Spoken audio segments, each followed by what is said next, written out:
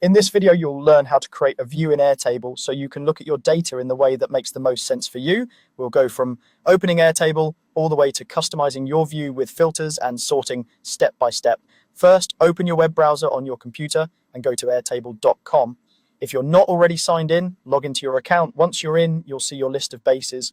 A base is like a project or a database that holds related tables. Go ahead and click on the base where you want to create a new view. After the base opens, make sure you're on the correct table inside that base.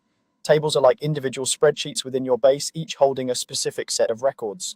Use the tabs along the top of the screen to switch between tables if needed, then select the one where you want this new view to live.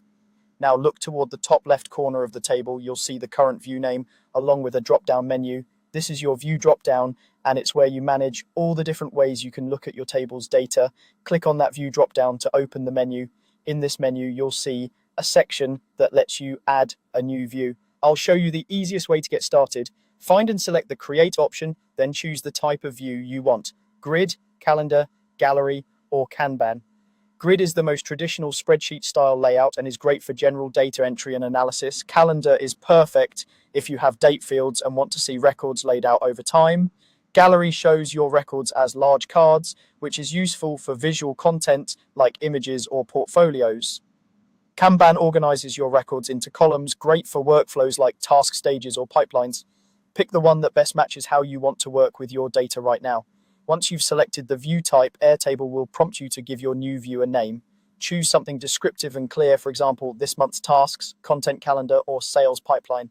A good name makes it easier to recognize and reuse this view later, especially if your base has many different views. After typing in the name, click Create. Airtable will generate the new view for you and switch you into it automatically. At this point, you have a basic view set up, but it's still showing all your records in their default order. Let's tailor it so it really works for you. Start by customizing the view with filters. Filters let you show only the records that meet certain conditions, such as tasks that are not completed or items assigned to a specific person. Next, you can apply sorting to control the order of your records, like sorting by due date, priority, or any other field that matters. You can also group your records, which stacks them into sections based on a field, such as status or category. This is especially useful for tracking progress or organizing large sets of information. Finally, adjust field visibility so that only the columns you care about are shown.